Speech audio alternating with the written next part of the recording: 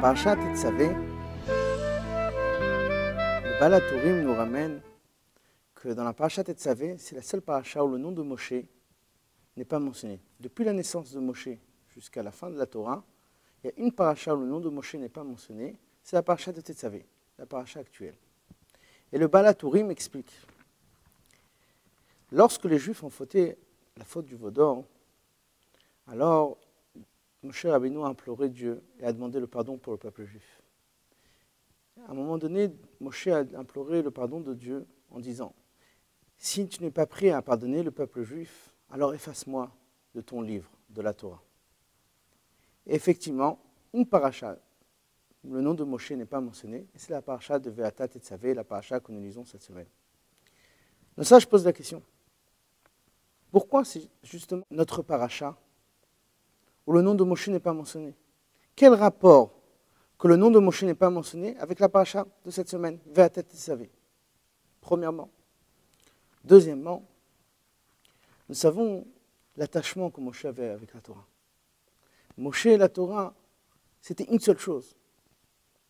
Comment c'est possible que Moshe est prêt à être effacé de la Torah, qui est toute son existence, qui est lui-même, si on peut dire, est prêt à s'effacer de la Torah pour des Juifs qui ont fait la faute du veau d'or, pour des Juifs qui ont créé eux-mêmes le veau d'or?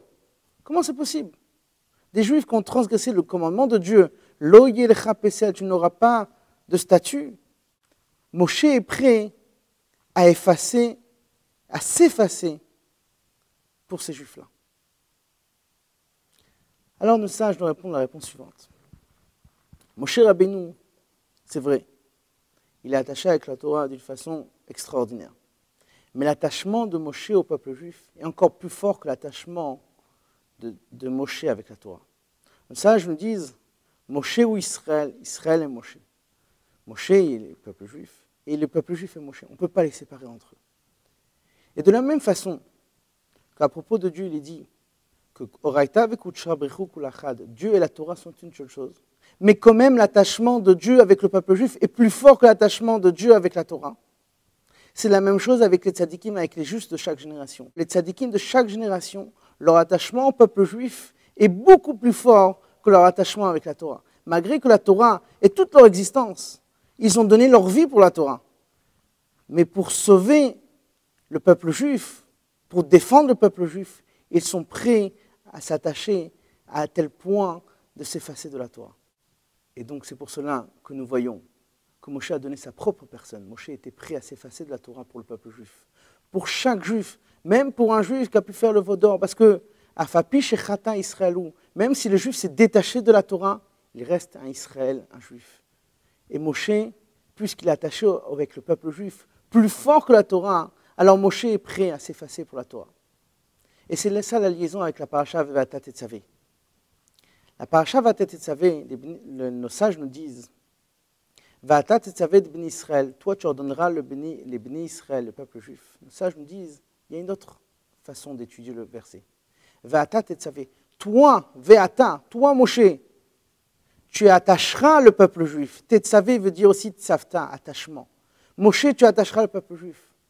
Ça veut dire que Moshe a cette force d'attacher tout le peuple juif sans exception. Même le juif qui a pu faire une faute du veau d'or, Moshe l'attache avec Dieu. C'est pour ça qu'à la suite de ce verset, il est dit, ils amèneront l'huile à toi, à Moshe. A priori, c'est Aaron qui allumait le chandelier dans le temple. L'huile, on aurait dû ramener à Aaron. Pourquoi ramener à Moshe? Les sages nous disent, Aaron était prêt d'allumer ceux qui étaient prêts à se faire allumer. C'est-à-dire le peuple juif, ceux qui sont prêts à avancer dans la Torah Mitzvot, Aaron était parfait pour eux. Pour les autres, Moshe, lui, il était prêt à se donner, même pour un juif qui n'est pas prêt à être allumé, à être éclairé par la lumière de Torah ou Mitzvot. Moshe était prêt à l'allumer, à le rapprocher de Dieu. Et c'est ça la liaison de pourquoi dans cette paracha, nous voyons que le nom de Moshe n'est pas mentionné. Parce que justement, dans cette paracha, on voit comment l'attachement de Moshe, que Moshe est prêt à se donner pour chaque juif. Il attache chaque juif avec Dieu. Il attache même les juifs qui ne sont pas prêts à être allumés. Dans cette paracha-là, on voit que Moshe est prêt à se donner entièrement pour Dieu pour le peuple juif, à tel point qu'il est prêt à s'effacer, que son nom ne va pas être mentionné dans cette paracha. Et c'est une leçon extraordinaire que nous pouvons apprendre. Malgré qu'il peut y avoir des juifs qui ne pratiquent pas, qui n'accomplissent pas la Torah Mitzvot comme il le faut, on doit apprendre de Moshe Rabbeinu cet enseignement, de se donner, d'être prêt à se sacrifier pour approcher encore un juif et encore un juif à la lumière de la Torah et le Mitzvot, d'une façon que ce juif-là, même qu'il est éloigné, un jour, il se rapprochera de Dieu et éclairera le monde comme ce chandelier dans le temple. Au revoir à tous.